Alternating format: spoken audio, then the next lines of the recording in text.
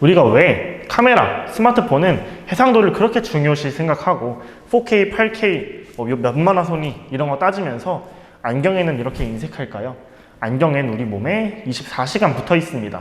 이런 안경을 좀 중요하게 생각해야 된다고 생각을 합니다.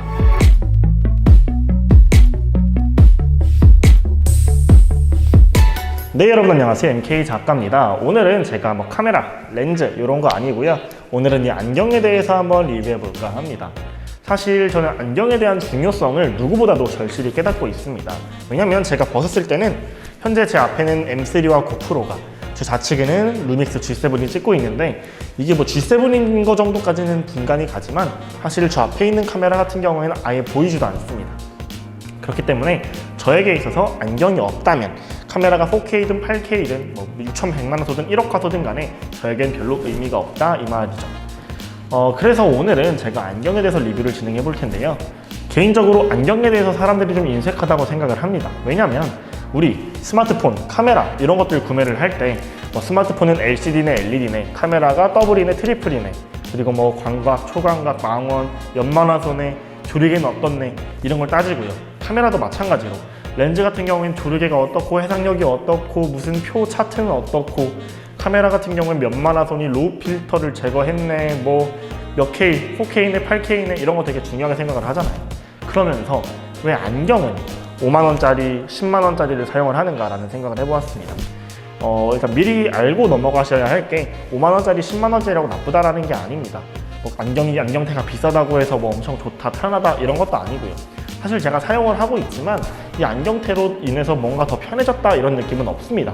대신에 AS가 좋다던가 잘 고장나지 않는다던가 퀄리티 면에서 좀 품질 면에서 좋은 점은 좀 있지만 안경을 썼을 때 와 이건 쓴 것 같지도 않잖아 이런 느낌은 아니라는 거 참고하고 봐주시면 될 것 같습니다. 우선 이 안경에 대해서 간단하게 말씀을 드리면 젠틀몬스터의 알리오 제품입니다. 제가 젠틀몬스터의 키토 제품과 알리오 제품을 사용을 해보았는데요.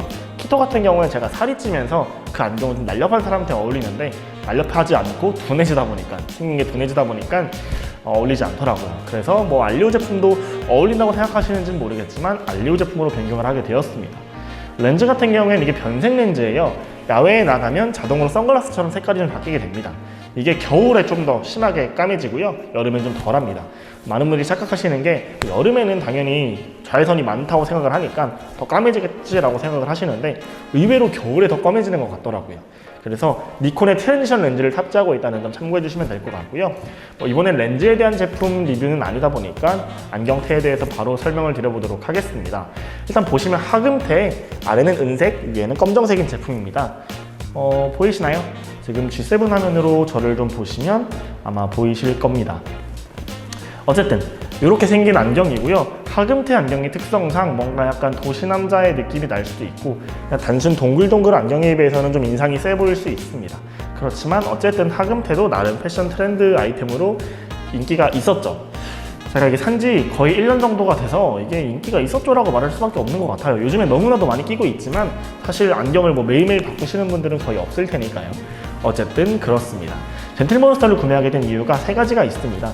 가격적인 측면도 그렇지만 후기들을 봤을 때 부러지지 않는다, AS가 뛰어나다, 안정감과 착용감이 좋다라는 세 가지입니다.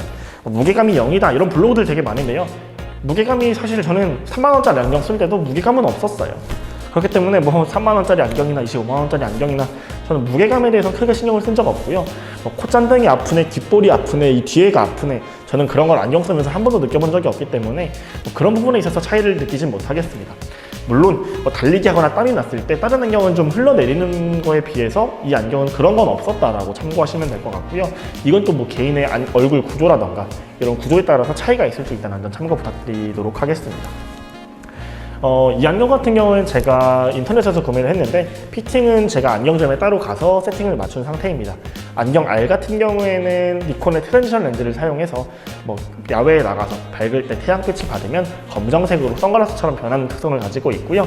이 부분에 대해서도 여러분들께 영상 자료화면으로 보여드리도록 하겠습니다. 어쨌든 이 렌즈에 대해서는 추후에 리뷰하는 걸로 하도록 하겠고요. 안경테에서 간략히 더 말씀을 드리자면 제가 말씀드린 착용감은 그 정도로 봐주시면 될 것 같고 AS적인 측면이 좀 컸습니다.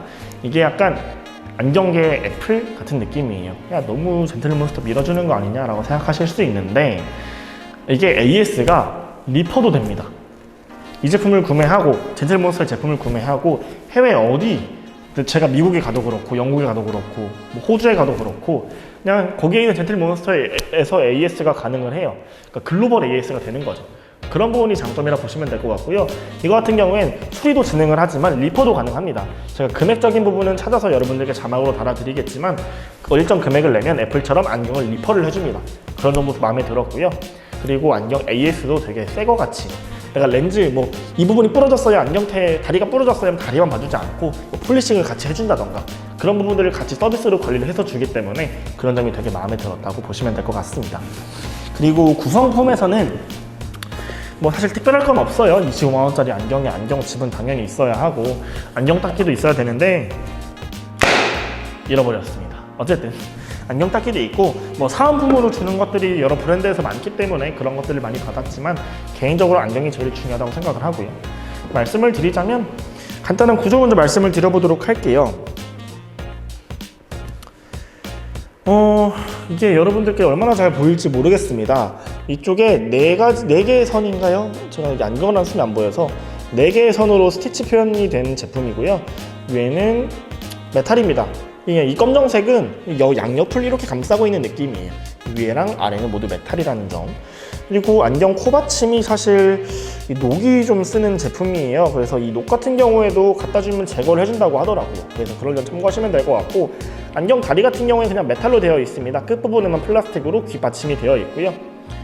사실 뭐 특별한 부분은 없고, 안경 다리에 약간의 미세한 각인으로 젠틀몬스터라고 적혀 있는데 저는 이 부분이 좀 더 강했으면 더 좋지 않았을까라는 생각을 합니다. 그래서 그거 말고는 사실 뭐 특별한 건 없는 부분이에요. 제가 이 젠틀몬스터 안경을 사용하면서 내구성이 뛰어나다고 생각했던 순간이 딱 2번인데요. 이게 모두 뭐 운일 수도 있고, 뭐 제가 뭐 사용 관리를 잘하진 않습니다. 뭐 책상에 던져두고 침대 위에 던져놓고 약간 이런 식으로 사용하는 편이기 때문에 제가 관리를 정말 못하는 편이거든요. 근데 2가지 특징을 말씀드리자면, 축구를 하다가 공이 맞았는데 부러지지도 않았고 휘지도 않았고 멀쩡했습니다. 2번째는 이게 정말 저는 다른 안경과의 차이점이다. 물론 뭐 다른 브랜드, 다른 더 좋은 브랜드도 있겠지만 그런 브랜드도 마찬가지일 거예요. 그러니까 제가 느꼈던 것 중에 하나가 뭐냐면, 이게 다리 밑에다가 놓고 잠깐 보여드릴게요.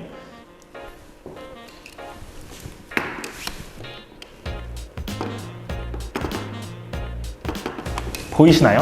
지금 제가 세게 누르니까 이렇게 흔들리는 건데, 딱 놓고 보면 이렇게 흔들지 않는 이상 2 다리가 모두 바닥에 붙어 있습니다.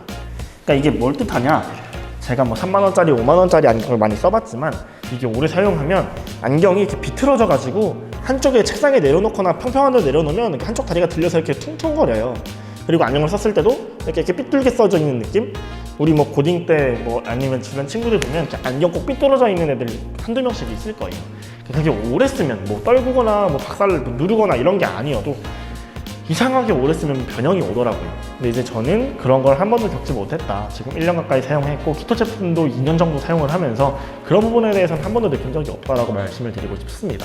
끝으로 간략하게 이 말씀 드리고자 이 리뷰를 찍게 되었습니다. 알파7 R5가 나왔죠. 6100만화 소고 8K가 되고 해상력은 어떻고 이런 테스트들이 가끔 나오고 있는데요. 그런 생각이 들었습니다. 과연 우리 눈이 저거를 분별할 수준인가? 내 눈은 4K밖에 못 보는데 카메라는 8K가 나와서 오히려 내 눈이 안 좋아서 그 성능을 다 못 느끼는 게 아닌가, 그런 생각들을 하였습니다. 뭐 우리 눈도 해상도에 한계가 있다고 하죠. 뭐 유튜브 보니까 우리 눈의 화소를 뭐 0.1, 0.2, 0.3, 뭐 1.0까지 해서 화소로 숫자로 나타내신 분들이 있긴 한데요. 생각보다 우리 눈의 화소가 엄청나진 않더라고요. 그런 것들을 느끼면서 내 눈은 몇백만 화소밖에 안 되는구나, 이런 것들을 생각을 하고, 그런 생각을 하다 보니까 아니 우리 카메라는 그렇게 생각해보니 200만원, 300만원, 최근에 나온 알파7 R5 같은 경우에는 400~500만원 호가할 것으로 보이는데, 그런 거 그렇게 신경을 쓰면서 우리가 평상시에 보는 카메라가 아닌 영상을 뭐 핸드폰을 보고 화면을 보는 게 아니더라도 평상시에는 우리가 FHD로 살아가면서 영상만 4K, 8K를 중요하게 생각하는 게 아닌가 라는 생각을 하게 되었습니다.